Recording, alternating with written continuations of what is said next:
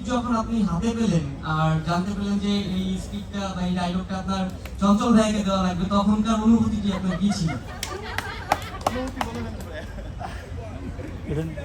একদম ব্যক্তিগত পর্যায়ে যদি হতো তাহলে ডায়লগ দিতাম না, ওটা করতাম।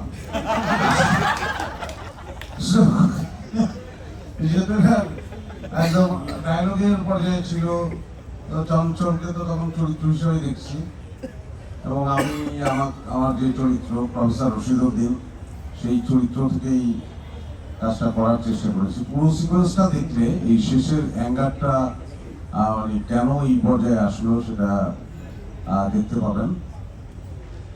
ভালো লাগবে। এই ভালো লাগবে কথাটা বললাম তার কারণ হচ্ছে, আমি নিজে যখন অভিনয় করি তখন আমার বিশ্বাস যে সবার আগে আমি টের পাই যেটা হলো।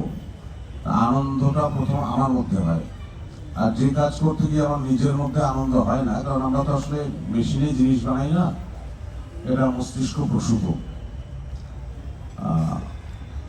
তো সব কাজ যে অসাধারণ হয়, সব সময় যে ঠিকঠাক অভিনয় করতে পারি তা না, অনেক সময় যখন অভিনয় করিও বা হয়ে যায়।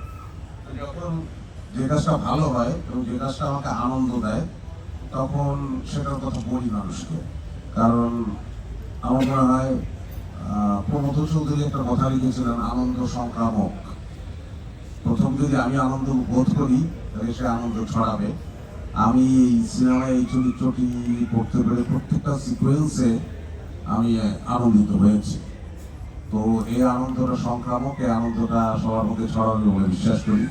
এবং একই আনন্দ আমি শ্যামলের চোখে দেখেছি অ্যাক্টিং করার সময়, একই আনন্দ চঞ্চলের চোখে দেখেছি, সাবিলার চোখে, রাজের চোখে, দিনারের চোখে, এবং সেই আনন্দ বারবার দেখেছি তামিমুরের চোখে, সে যখন ওই মনিটরের সামনে বসেছিল, এবং সেটা নিখাত আনন্দ। সে খুবই আনন্দিত প্রত্যেকটা সিকোয়েন্স করে।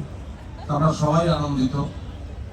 তা আমার বিশ্বাস এই আনন্দ সংক্রামক, এই আনন্দ সকল দর্শকের অন্তরে পৌঁছাবে। আর একটা কথা আমি প্রায়ই বলে থাকি আমার দর্শকদের উদ্দেশ্যে, আমাদের দর্শকদের উদ্দেশ্যে, এখন এই সময় এসে তো ইন্টারনেট, প্রচুর মাধ্যম, প্রচুর কিছু ঘরে বসেই দেখা যায়, তারপরেও আমাদের সিনেমা বেঁচে আছে, নাটক বেঁচে আছে। তার কারণ আমি বিশ্বাস করি আমাদের মানুষ আমাদের দেশটাকে ভীষণ ভালোবাসে। আমাদের মানুষ আমাদের দেশকে ভীষণ ভালোবাসে, আমাদের সংস্কৃতিকে সত্যিই ভালোবাসে, আমাদের নাটককে ভালোবাসে, আমাদের সিনেমাকে ভালোবাসে, আমাদের মঞ্চের কাজকে ভালোবাসে।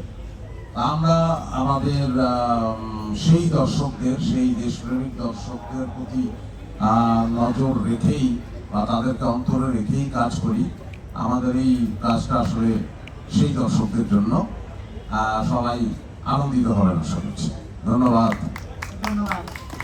আর কারো কোনো রকম